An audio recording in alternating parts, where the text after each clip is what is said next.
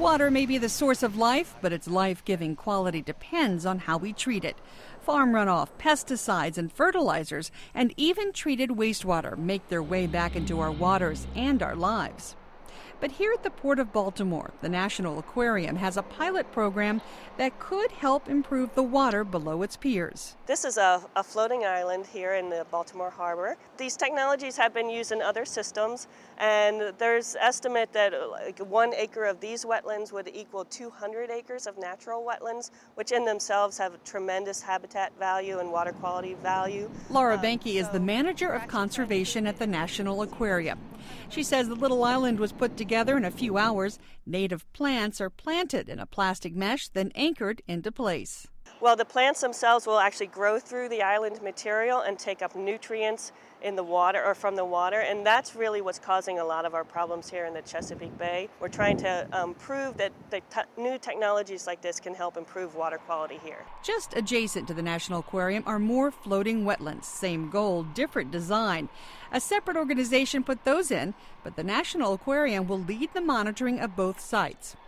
These man-made islands are not exactly new technology, but it is an evolving technology, says Kevin Hedge, a managing partner of Blue Wing Environmental Solutions and Technologies. His company began putting in these floating wetlands for commercial use a few years ago. Floating wetlands themselves have been around for thousands of years in the world, and people in the Amazon live on them, and they recognize the value of them.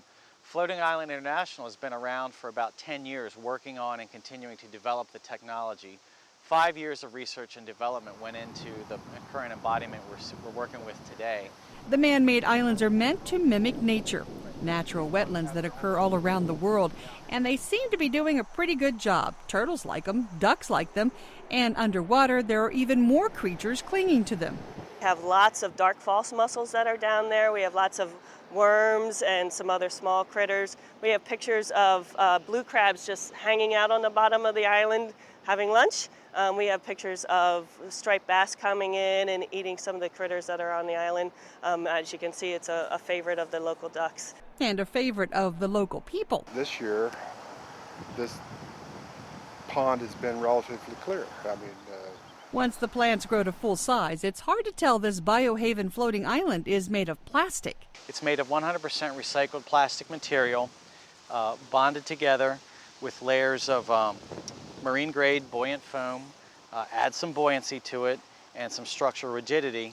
And typical island has wicking channels in it every 3 per square foot. And these are designed to wick up water from the ecosystem that you put it in, the aquatic body, and feed aquatic growth, biofilm growth, and bacteria growth in the system. That bacteria growth helps clean the water of excess nutrients that wash into the water, such as nitrogen and phosphorus, blamed for a number of water-related troubles, including algae blooms and low oxygen levels.